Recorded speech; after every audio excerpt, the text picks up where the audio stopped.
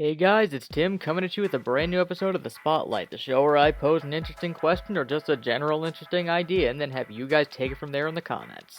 So with comic books, especially superhero comic books, being an ongoing story, there's always the built-in implication that writers are going to change over time because no one writer could continue throughout the entire run of a character. At least with a successful character. But with that said, there's always those certain instances where singular writers will stay on a particular book or character for an extended period of time. And in ways this can be an asset because with a singular writer you have one vision for where the story is going to go and what it's going to look like, so you don't have a lot of characters changing depending on the writer because there's only a singular person doing it.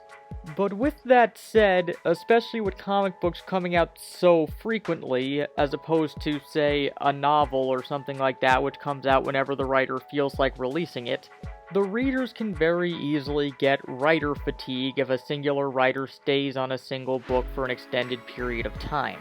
Which leads to my question of the week. When should a writer finish their run on a book? When should they move on past the character and pass the torch on to someone else, or end the story entirely if they have that power? And in ways it's easy to see why someone would want to stay on a singular title for as long as they possibly can.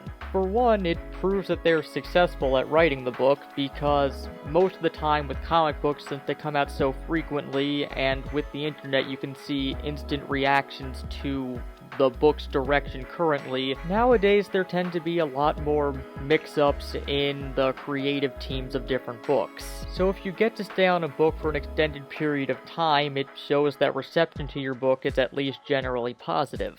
And if a writer has the option to and chooses to stay on a book, it shows that they at least have interest in continuing to tell the story of this character, that they still have some passion for it.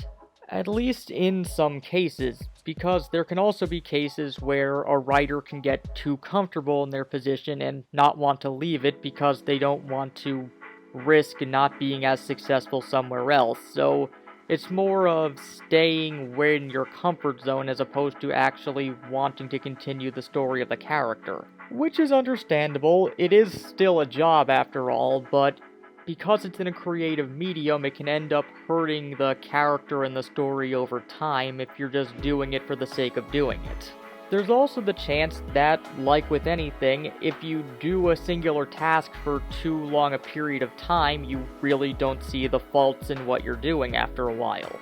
That's why in school, teachers usually suggest that you have a second person look over your work after you finished it, because the fresh eyes will help you see problems that you yourself couldn't see while you were doing it because you're more attached to what you're doing, or you've just been doing it for so long that you really don't want to go back and look for mistakes. Now, in writing, that's typically the job of the editor, but at the same time, if the editor is constantly getting the same work over and over again, then they're going to get used to the way that it's written and may not see as many problems in it over time. So at that point, you may want to start mixing things up so that things don't start getting stale or things don't stop improving. But at the same time, if something is successful, you really don't want to mess with it too much. I mean, if it ain't broke, don't fix it. And there are instances where someone stayed on something for a long period of time and it's been continuously good. So that's what leads to the question. When do you think a writer should end their run on a series?